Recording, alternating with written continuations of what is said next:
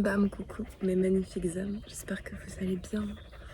Aujourd'hui, j'ai sur moi une amazonite et c'est une pierre qui permet d'apaiser les tensions lorsqu'on a besoin d'établir une communication, qu'on sent qu'il y a quelque chose qui est bloqué dans une relation, donc qui bloque aussi nos propres projets, les choses qu'on a envie de mettre parce que tout est relié. Le monde et la matière, enfin l'univers, ne scinde pas nos expériences. Et là où nous, on pense qu'il y a des choses qui font partie du domaine professionnel, d'autres qui font partie du domaine relationnel, d'autres qui font partie du familial, du pro, ça c'est des constructions pour peut-être que notre mental, il a la sensation d'y voir un petit peu plus clair, mais concrètement, ça marche pas comme ça. Tout est interrelié, interconnecté. Et donc parfois, on se rend compte qu'il y a certains projets, certaines choses qui bloquent pour nous, qu'on n'arrive pas à mettre en place, parce que justement, il y a d'autres choses qui se jouent au travers de relations, des blocages, etc. Et donc, c'est une pierre qui permet vraiment d'apaiser les tensions, d'aider à la communication, à une communication qui est plus fluide et qui vise finalement une forme de justesse qui n'est plus dans la projection unique et totale des choses qu'on a, comment dire, qu'on n'arrive pas à affronter et que du coup on accuse l'autre. Sauf que lorsqu'on est en train de faire ça, en fait, on se reprend son truc et on s'accuse soi-même. Et je pense que l'important, c'est de trouver le juste milieu entre arriver à exprimer justement les choses difficiles qu'on a vécues, les choses qu'on a besoin de dire à l'autre personne, et puis s'en sentir légitime. Et puis, enfin, après, si l'autre, lui, il n'arrive pas à les recevoir, etc., effectivement, c'est compliqué, mais il faut savoir aussi partir et revenir au bon moment, trouver des moyens alternatifs, euh, comme écrire, comme faire de la musique, comme écrire des textes, comme se parler en vidéo, comme là je fais, trouver une communauté, des choses, mais toujours en ayant bien conscience que il faut, il faut pouvoir exprimer les choses qu'on a vécues, les choses douloureuses pour pouvoir à un moment donné aussi passer à autre chose, essayer en fait de trouver le juste milieu et ne pas être dans le pur vomi de tout ce qu'on a envie de reprocher au monde. Et en fait, c'est un équilibre qui est difficile à trouver. Il y a des personnes qui essayent de mettre en place des choses comme la communication non violente. Je comprends et je trouve que le concept est bon dans l'idée. Le problème, c'est que ça peut encore plus nous éloigner de ce que concrètement on a besoin de dire.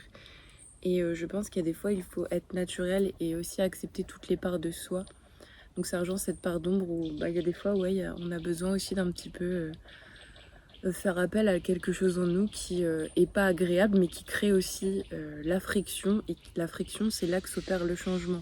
Si on reste tout le temps dans des zones confortables avec les gens, qu'on n'ose rien, etc., donc déjà, on se réduit, donc en fait, on se frustre, on n'est pas nous-mêmes totalement, et on finit, encore une fois, par être dans la projection et le reproche. Et puis, si on est trop dans des accusations, etc., on est encore éloigné de nous-mêmes. Donc l'idée, c'est peut-être de faire un pont entre tout ça, de trouver en soi la force d'exercer une forme de sagesse, et même là où les autres ne l'ont pas. Et hier, ce que j'expliquais à une personne chère à mon cœur, c'est que, en fait, la vie, le monde est une école. Et à partir de ce moment-là, il faut comprendre que il y a des âmes qui s'incarnent et qui sont jeunes. Il y a des âmes qui sont là depuis longtemps. Et ça passe pas à travers le véhicule physique. C'est-à-dire que quelqu'un peut avoir 70 ans et que ça soit sa première vie ici. Enfin, voilà, qui soit pas habitué. Donc il y a des gens qui sont dans l'équivalent, si c'est une école d'une classe, je sais pas, qui sont au CP. Donc au CP, on est en train d'apprendre des fondamentaux pour pouvoir exister. Après, l'école concrète, c'est dirigé par l'espace public, etc. Bon, c'est encore autre chose. On apprend ce qu'on veut bien apprendre aux enfants. Mais c'est une analogie pour entraîner la sagesse et la tolérance, expliquer qu'on n'est pas tous au même niveau de connaissance et de compréhension. Et il y a des personnes qui sont assez jeunes physiquement, mais qui finalement sont là depuis longtemps, qui ont eu beaucoup d'incarnations, qui on peut remonter à même des hauts fondements de la Terre, et qui en fait ont des compréhensions, des sensibilités, des connaissances au monde qui du coup sont très très très développées. Donc des personnes qui sont à l'équivalent d'un bac plus 8, je sais pas. Et en fait, le problème, c'est que quand on rentre dans une forme de compréhension dans la hiérarchie, c'est-à-dire que on pense qu'on est mieux que les autres et qu'on se met en fait à devenir pas cool parce que finalement, on n'a pas intégré le concept que c'est chacun son temps, chacun ses apprentissages et sa capacité à comprendre les choses tout simplement. Donc l'idée, c'est de rentrer dans cette tolérance parce que le problème, c'est qu'ici, on nous dit pas ah, un tel, il est dans telle classe, telle classe. Et si on n'active pas cette capacité de discernement, en fait, on se met à ne pas comprendre pourquoi parfois les gens ne comprennent pas notre sensibilité, notre profondeur, notre compréhension.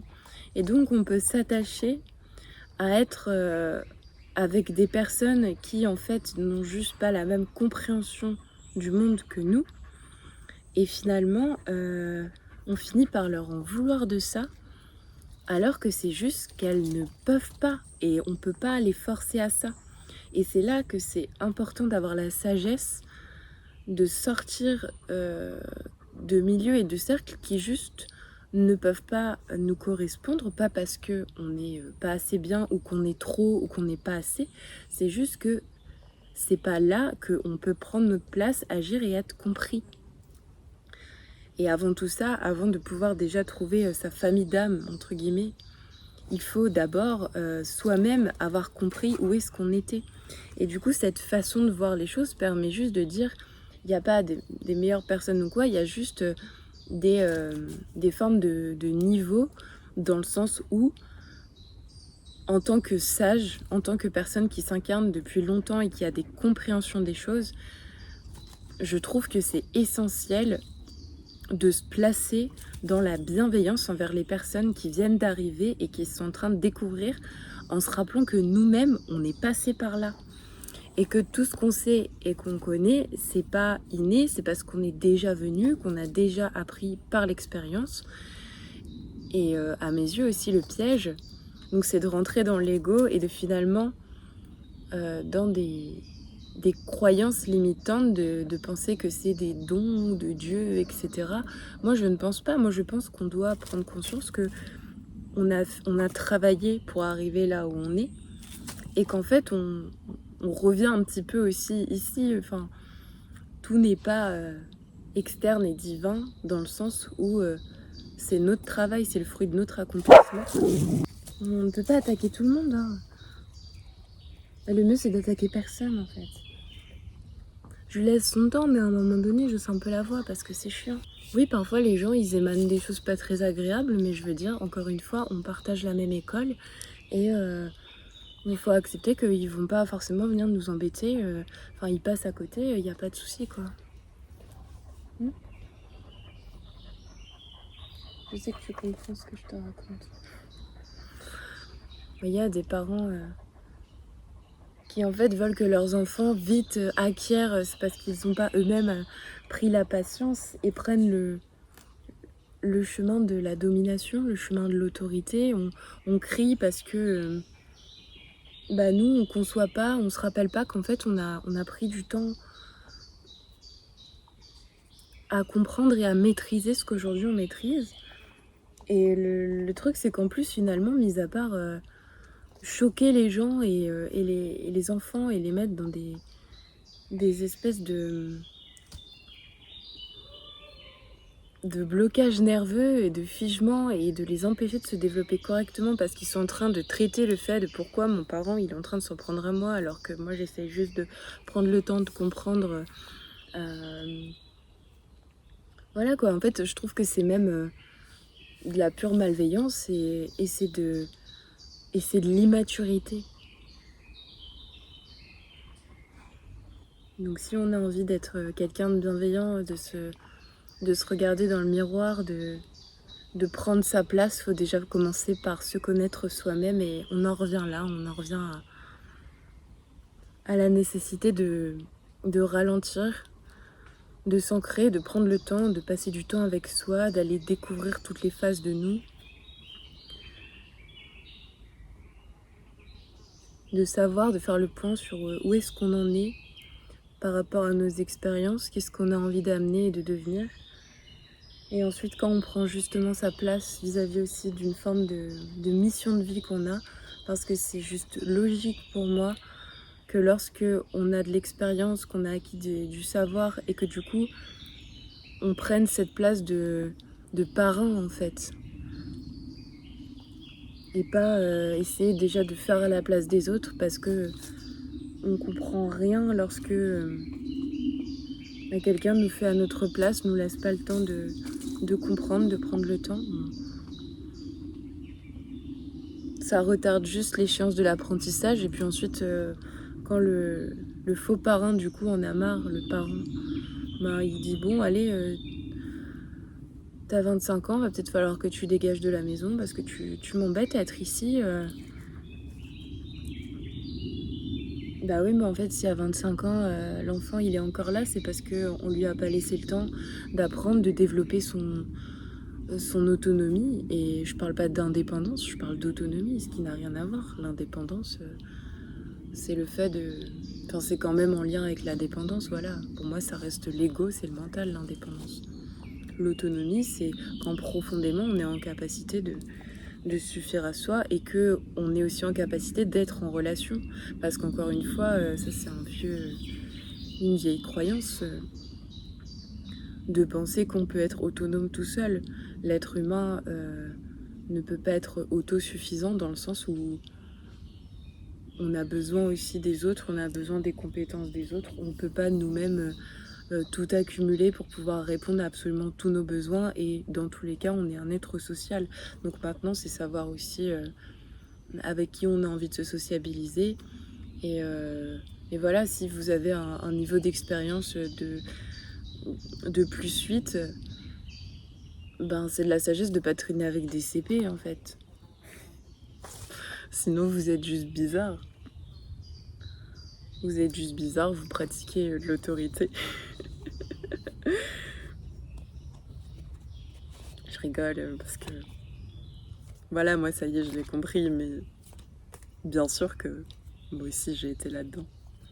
Et qu'est-ce qui me motivait ça, c'était pas de la bizarrerie, c'était parce que j'avais des loyautés, parce que même si notre âme, on va dire, elle a un cheminement, etc., on passe forcément par le fait d'être l'enfant de quelqu'un, même si on est un enfant qui est là depuis longtemps et que on est d'un parent, par exemple, qui est jeune.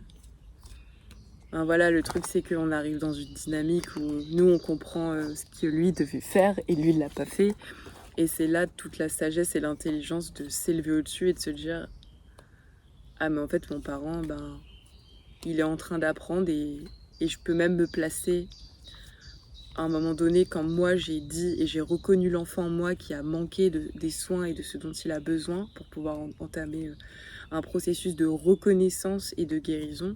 Et encore une fois, ce processus-là n'implique pas forcément de l'agressivité, mais j'ai envie de vous dire, si la personne en face, enfin votre parent par exemple, il est dans l'agressivité, il projette des choses, il vous reproche ce que vous êtes, il vous reproche que sa vie ça va pas, enfin que tout va sur vos épaules, en fait, à un moment donné, c'est aussi légitime de l'envoyer chier et de lui dire écoute, moi maintenant, t'as fait tes choix, t'as fait ta vie, donc prends ta part, t'as décidé de faire un enfant ça se décide, hein, ça ne tombe pas sur le coin du nez. Et ce que t'as fait, tu l'assumes, et moi j'ai souffert de ça, ça, ça. Après, votre parent, il est en capacité ou pas d'activer son cœur, ça c'est son problème, parce que finalement, ben, s'il n'a pas envie de comprendre ce que vous lui dites, s'il va perdre quelqu'un qui a les capacités de lui apporter quelque chose, et c'est pas grave parce que vous, au final, toute votre sagesse et votre amour inconditionnel et vos dons et tout ce que vous avez pu développer avec le temps, vous allez déjà vous le rediriger vers vous, donc déjà vous allez vous rendre service en vous éloignant, parce que ça peut pas marcher comme ça. On peut pas faire les choses à demi, et attention aux liens qui peuvent nous maintenir. Parfois c'est des liens avec l'argent, ça on se fait entretenir par rapport à quelque chose, Et en fait, on peut pas juste prendre ce qui nous arrange dans des relations non plus, encore une fois. Donc quand on choisit de faire preuve de courage et d'être en autonomie, c'est aussi sur pas mal d'aspects. Parfois, ça implique de vivre des choses difficiles, mais croyez-moi, en tout cas, je trouve que lorsque on prend son autonomie, la sensation de s'être choisi, elle fait tellement du bien, en fait. Enfin, on a tellement l'impression de se respecter et de se retrouver et de enfin faire le choix pour nous que des parents n'ont pas pu faire pour nous à notre place, que ça couvre en fait tout, par exemple les biens matériels, les cadeaux dont on pouvait nous couvrir ou quoi que ce soit. Parce qu'on commence à développer une intelligence du cœur et que finalement on se rend compte que on pourra posséder toutes les choses du monde de toute façon. Le seul truc qu'on se réclame et qu'on a besoin, c'est de l'amour et de la considération envers nous-mêmes, c'est le premier. Et après, évidemment, de s'occuper de ses besoins physiques, parce que malgré tout, on est dans un corps, et puis c'est d'harmoniser tout ça, mais il faut bien partir de quelque part. Et parfois, ça, c'est juste le fait de faire un pas de côté, concrètement, c'est de faire un choix, de couper quelque chose, et puis de lâcher prise et de voir ce qui va se passer. Voilà, donc parfois, il faut faire des moves, il faut se laisser aussi guider par...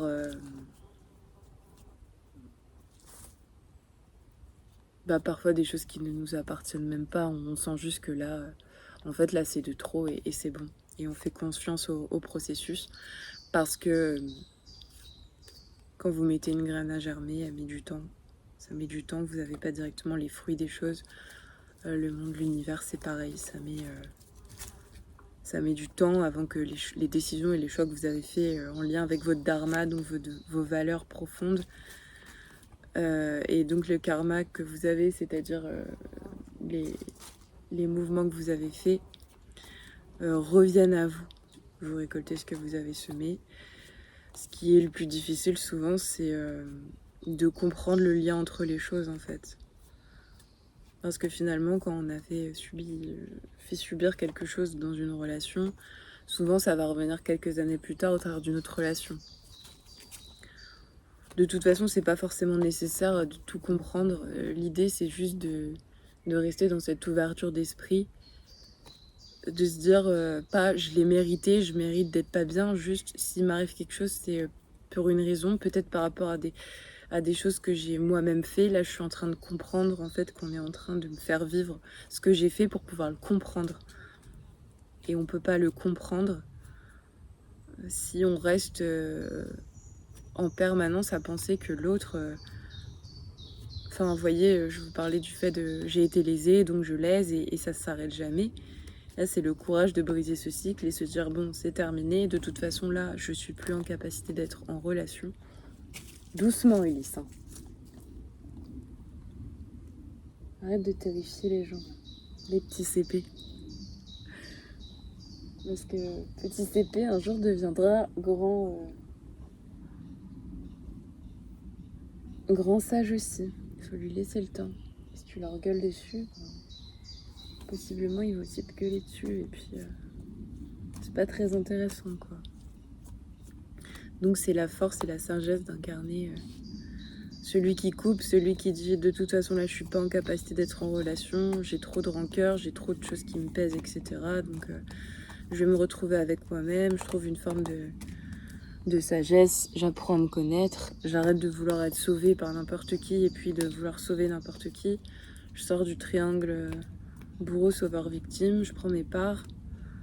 Ensuite peut-être j'essaye d'aller régler entre guillemets ce que j'ai à aller régler tout en considérant que parfois les autres ne sont pas en capacité d'accueillir ça. Et c'est pas grave tant que moi je suis au clair et que j'ai mis en mots mes mots. MAUX.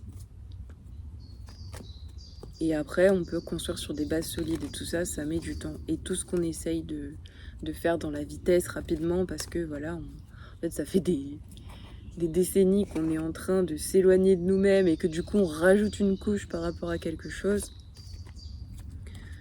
Non, à un moment donné, il faut enlever des couches et il faut surtout enlever sa couche d'enfant. Parce qu'il y en a avec ça, ils tiennent des couches. Hein. Et du coup, ils sont encore dans le berceau. Alors qu'il pourrait concrètement... tout ça, c'est un peu manipulé par l'ego qui est pas à sa place, qui est surpuissant, qui est tout puissant et qui empêche la connaissance et la compréhension de l'âme, parce qu'il y a aussi des émotions qui sont pas accueillies, qui sont bloquées, du coup des douleurs physiques, etc. Enfin, en fait, on sait plus quoi faire avec tout ça. Faut juste un peu tout lâcher, quoi. Et vous verrez, de toute façon, vous n'êtes jamais seul. Si vous faites des choix alignés avec la nature, si vous n'êtes pas dans la contre-nature,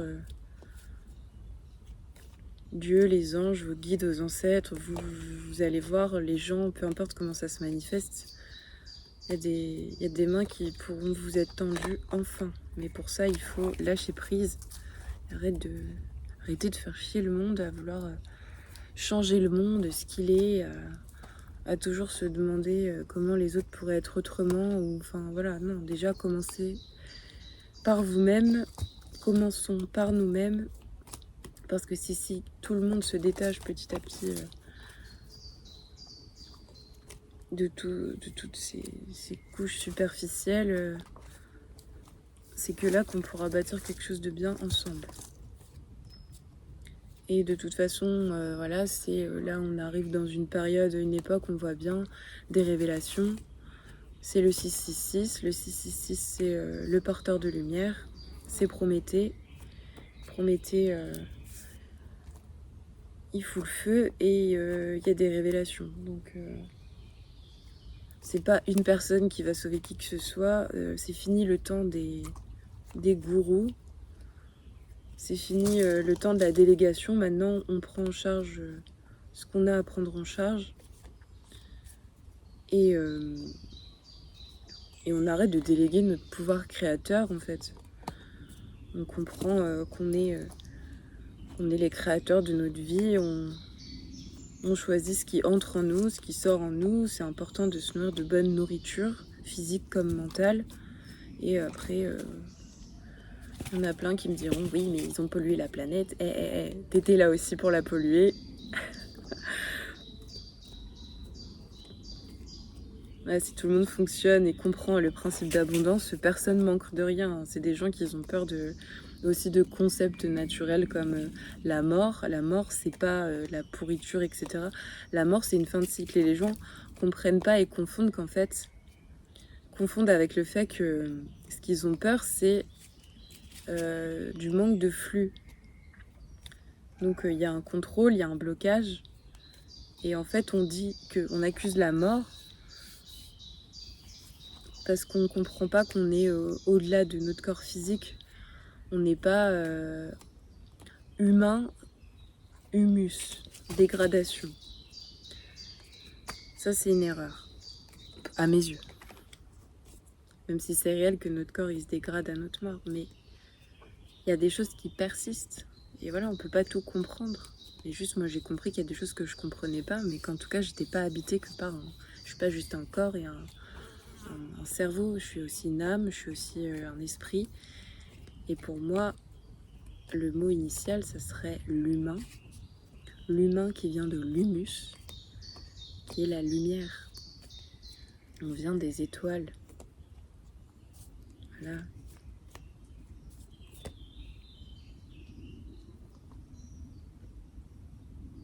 Et à partir de cette conception-là, on se l'approprie comme on veut. On lâche prise en fait sur la peur de mourir physiquement. On comprend ce principe d'éternité. Et donc on peut arrêter de bloquer les flux, on fait circuler l'énergie. On se réconcilie avec la mort, la fin de cycle. On se réconcilie donc avec l'hiver. Et voilà, au lieu de bêtement essayer de se maintenir quelque part qui ne peut pas durer éternellement, on laisse partir ce qui doit être parti, on reprend des flambeaux, on enterre nos mœurs.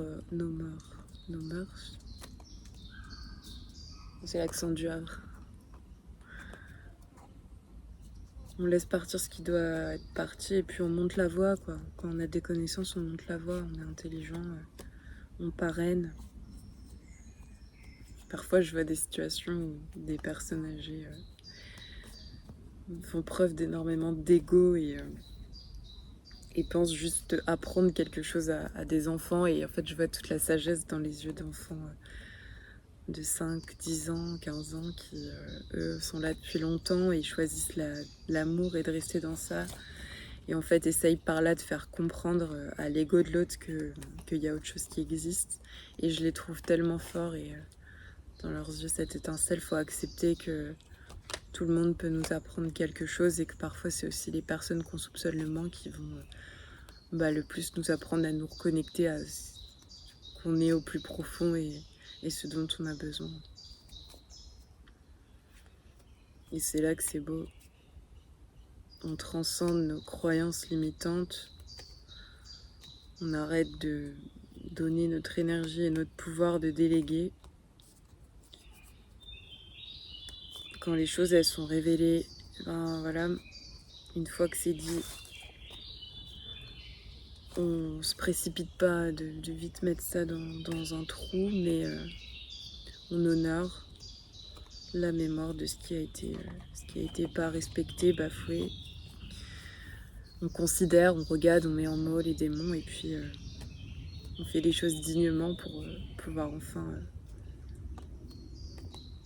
partir sur autre chose. J'ai même pas eu besoin de m'aider de l'oracle. Mais on va peut-être quand même se tirer une carte ou deux pour clôturer la vidéo.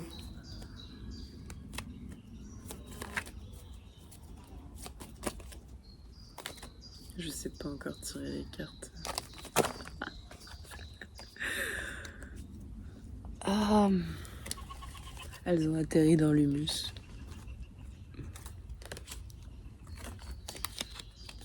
C'est important aussi de considérer le côté un petit peu plus énergétique de la chose, dans le sens où, oui, donc c'est des cartes physiques, etc. Mais après, chacun, à la hauteur de sa compréhension et de sa vision du monde, projette ce qu'il a à projeter dessus.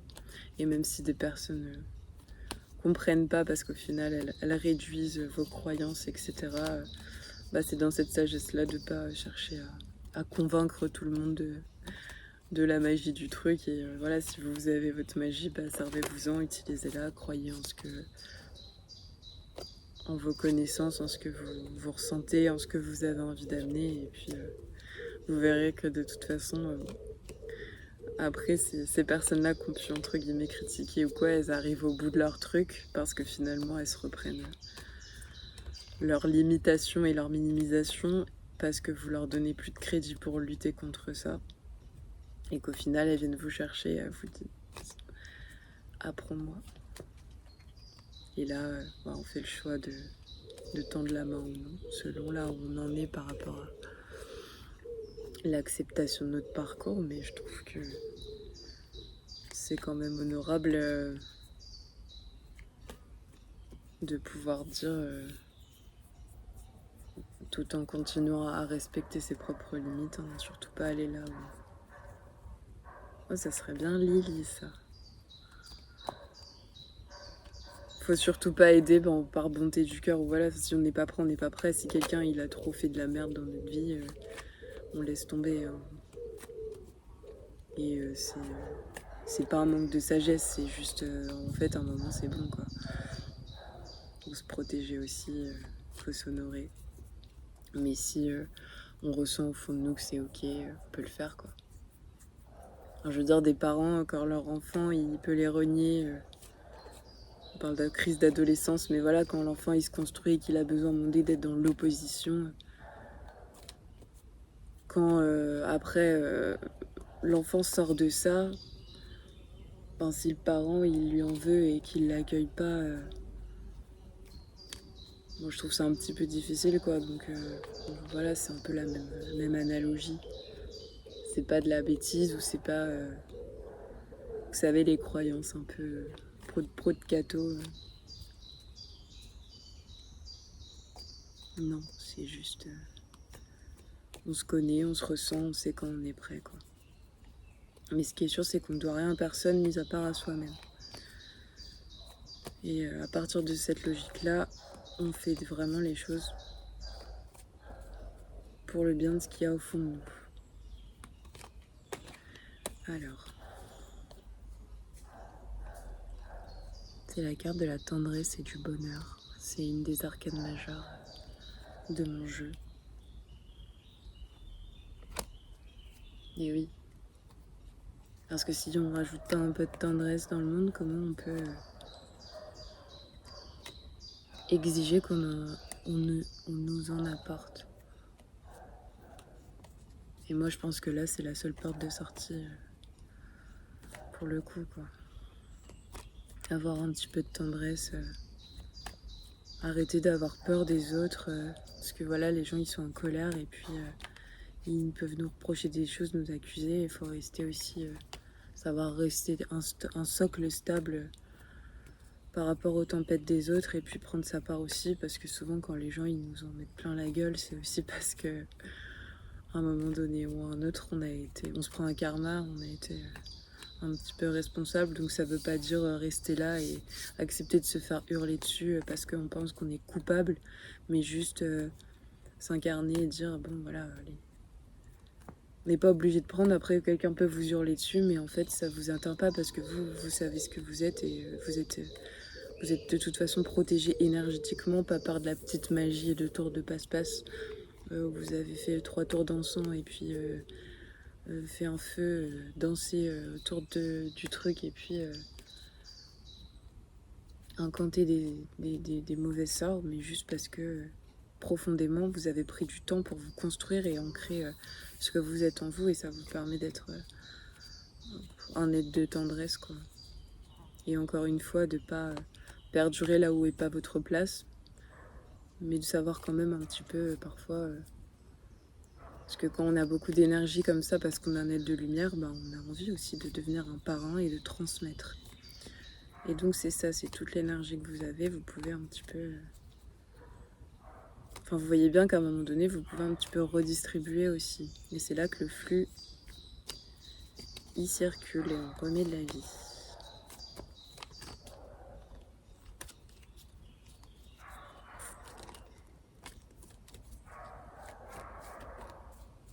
On va aller la voir, la Lily.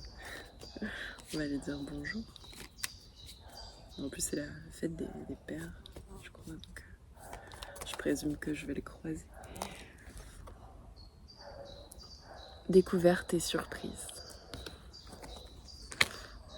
Et à partir du moment où on a stabilisé un petit peu tout ça, on s'ouvre à des choses magnifiques, on se rend compte qu'en fait, parfois sous les gens, des couches d'agressivité et parfois de malveillance, il y a des joyaux.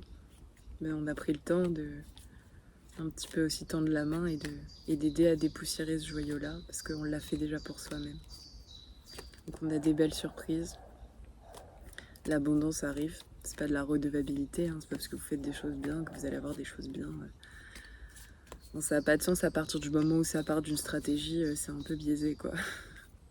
Parce que c'est l'ego, c'est le mental, donc c'est pas l'âme qui agit et c'est ridicule. Mais vous savez, votre âme, elle a aussi, encore une fois, des côtés d'ombre et quand on a vécu des choses difficiles, en fait, on a aussi développé une grosse agressivité, une grosse force, et c'est là où il faut savoir être un magicien et catalyser tout ça, quoi.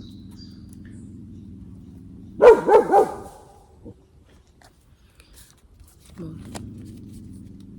C'est pas que j'ai envie de vous laisser sur une dualité, mais c'est pas si simple. Je vais vous laisser, merci de votre écoute et je vous embrasse fort, prenez soin de vous.